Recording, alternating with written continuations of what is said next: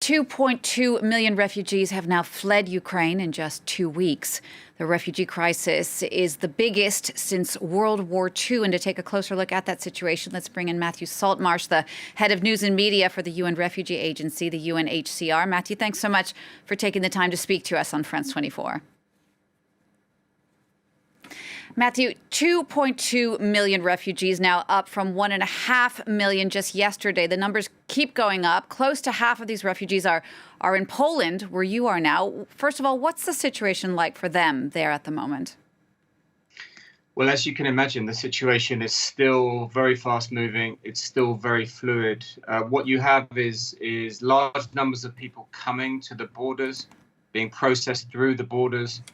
When they're at the borders, they're being met by first responders, humanitarians who are giving them food, blankets, give them a little bit of time to recuperate. And then they're moving on primarily buses, in some cases trains as well. They might be going inland a little bit in Poland to other cities. The government has made accommodation available for people. Others are moving on to Europe. They may have contacts there, or even some of them are just gonna try and go to other countries. So it's a very dynamic situation. The Polish government is still managing it, but a lot of NGOs and humanitarian partners are getting involved in that process. Why have so many of the refugees been going into Poland, and what other countries are they going into? Well, of course, there's a very long border with Poland. There are ties with the country. There's a large Ukrainian diaspora here, so that's one reason. But of course, it's not just Poland. Moldova, which is not part of the EU, has taken a significant number. And there, the reception and accommodation has been a little bit different to what we've seen here. But also, of course, significant numbers to Slovakia, Romania, and Hungary as well.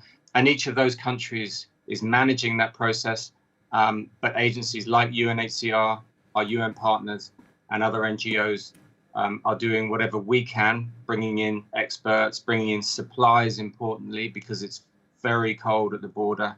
Yesterday, I was up at Medica in Poland, and it was really bitingly cold. So you can imagine overnight how difficult the conditions are.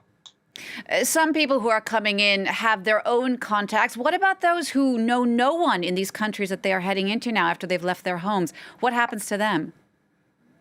Well, taking the example of Poland, which is also being replicated to a different degree in other countries, the government has made available accommodation. That could be in a variety of different forms. It just sort of depends where people end up, which municipality they go through. But apartment spaces are being made available. And then for more the medium term, refugees will be able to integrate into the system. So they will be offered primary services like, for example, education, healthcare, the potential for welfare support. We're planning to come in and supplement that, and also to provide cash assistance and other forms of assistance where it's most needed. That would be for the most vulnerable people. Matthew, what do you have to say to criticism that some people have been saying that many countries now are opening their arms perhaps wider to Ukrainian refugees than they did in the past to refugees from other countries, say Syria or from Africa? Is that accurate? Well, of course, it's true to say that the welcome here has been open arms and overwhelming. And if you compare that to previous crises, yes, it's a different approach. We've consistently said to Europe, but also to other countries, any countries around the world, that the right to asylum is fundamental.